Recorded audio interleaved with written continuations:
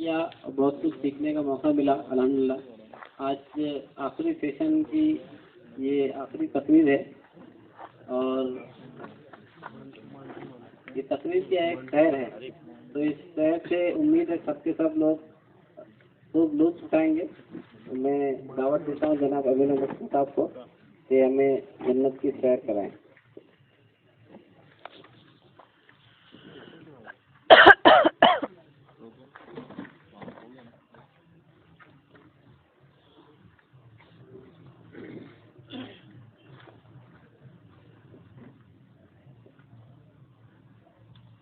بسم اللہ الرحمن الرحیم۔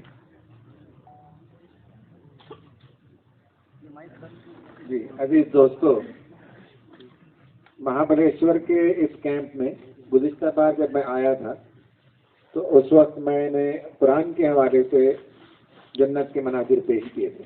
یہ لوگ تھے، اس کو انہیں یاد ہوگا کہ قرآن جو منظر کشی کرتا ہے، جنت کی سیر کراتا ہے، میں نے اس کے حوالے سے کچھ باتیں عرض کی تھیں۔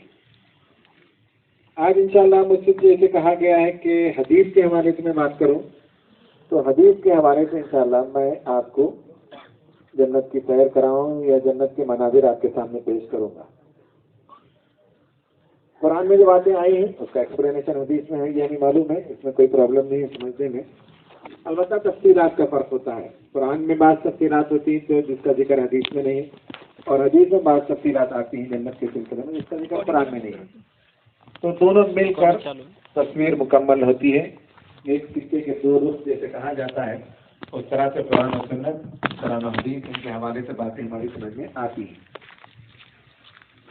جنت بہرحال ہمارا آخری ٹھکانہ اور ہماری منزل ہے، اسی کے لیے ہم دنیا میں تگدو کرتے ہیں۔ بندہ مومن کی آخری نظر یہی ہے، دنیا میں کچھ مل جائے نہ ملے کوئی مسئلہ نہیں ہے، لیکن آخرت آدمی کھوٹی نہیں کرنا چاہتا، آخرت میں جنت پانا چاہتا ہے۔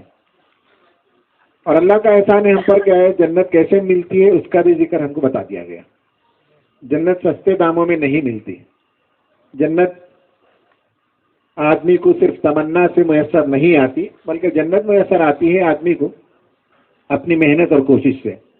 قرآن کا مطالعہ کرتے ہیں تو جہاں بھی جنت کا ذکر آتا ہے اس کے آس پاس میں کچھ صفات کا ذکر آتا ہے، یعنی یہ صفات ہو تو آپ جنت میں جائیں گے، یہ کام آپ کرتے ہو تو آپ جنت میں جائیں گے۔ اسی طرح حدیث میں بھی آپ کو بعض جگہ یہ ملے گا۔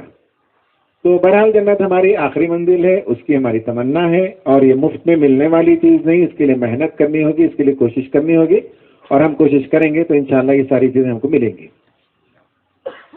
اس سلسلے میں حدیث میں نبی کریم صلی اللہ علیہ وسلم کی حدیث ہے جس میں آپ نے فرمایا، ایک لمبی حدیث ہے جس میں اللہ تبارک و تعالیٰ نے جنت کو جو بنایا تو جنت تک کیسے پہنچیں گے اس کا ذکر ملتا ہے۔